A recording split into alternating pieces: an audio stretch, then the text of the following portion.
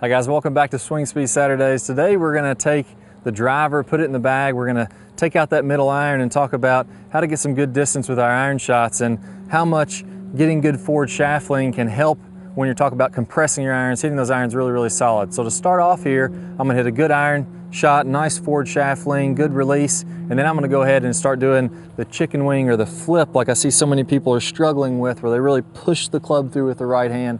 We're going to see how much distance you lose with that. And then I got a great drill that is going to help you to get a lot of forward shaft lean right away. Even if you've never had forward shaft lean before, this is going to get you the right feeling today. Let's go ahead and get started. I'm going to make a few swings here. Let's put it to the test.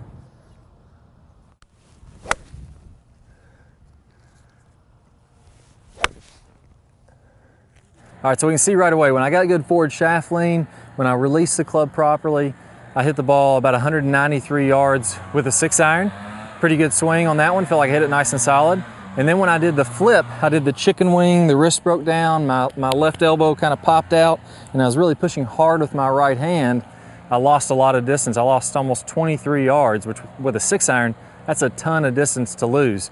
So now let's talk about how we can get some forward shaft lean, how it's going to work out, and a great drill that you can do for this. What I want you guys to do, and what a lot of people struggle with as soon as they start trying to get forward shaft lean, is as soon as they lean the club shaft forward, let's imagine I'm hitting the ball this way, as soon as I lean that club shaft forward, look how the face opens wide up. It's pointing to the right. So you try to get that forward shaft lean and you start blocking those shots out, hitting terrible shots.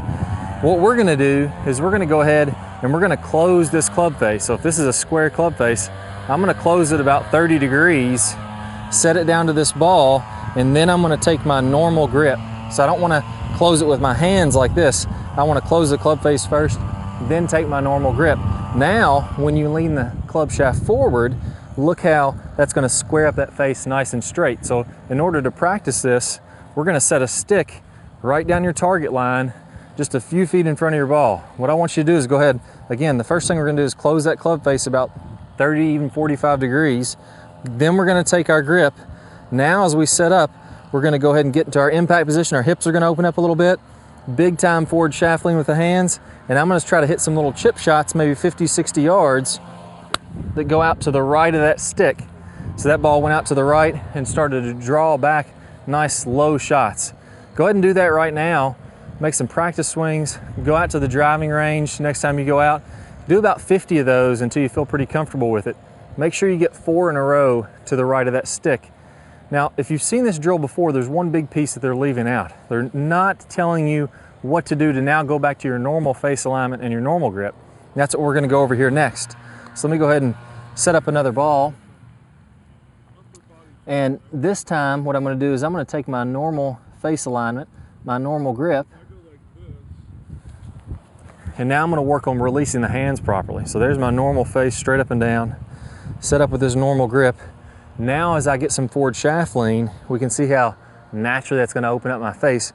What I'm gonna have to feel like I'm doing here is rotating this grip to square the face. So my hands are gonna rotate this way, my right hand's gonna rotate that way, my left hand's gonna rotate this way to square up that face. So if you're looking at the back of this grip, imagine you're gonna turn this counterclockwise. So I'm gonna twist this grip as I'm coming through contact to get that face to release. Now, as we're doing that, I want you to still be able to get that forward shaft lean and to get that ball now hitting this stick. Ideally, I want to hit that stick right out of the ground as I'm doing that. And then I'm going to show you another drill to even help you do this even a little bit easier. There we go. So knocked into the stick. That's good. First try. Got pretty lucky on that one. Let's focus in on the right wrist now, and I got some drills that I want you to work through to get comfortable squaring up the face. All right, so there's 2 things I really want you to work on to get this motion down correct and get that forward shaft lean once and for all. The first one, as I mentioned, is going to be squaring the face up by using the hands properly. So again, as I start to get forward shaft lean, if I'm used to casting, when I get that shaft forward, now the face is wide open. So my right hand is going to have to feel like it squares up the face a little bit more. Now I got a great device that anybody can do here. I've just taken a paper plate and I've drawn some lines so you can see how it's rotating. And if I'm hitting the ball this direction, as I come into contact, now my hand's gonna have forward shaft lean. So this plate, instead of being straight up and down, is gonna be angled forward about 45 degrees. And to square up that face, as I mentioned, we're turning that grip counterclockwise. My right hand is gonna do this motion. it's going to actually turn this plate in a circular motion. Notice how the direction the face is pointing, the plate pointing down to the ground isn't actually moving, but I'm releasing that face, letting it turn on over with momentum, letting the momentum of the club head release it as it's coming through. So we're getting this twisting motion. When I go ahead and take that, so we'll look at it from this angle here a couple times first. There's forward shaft lean, and now I'm going ahead and releasing that club.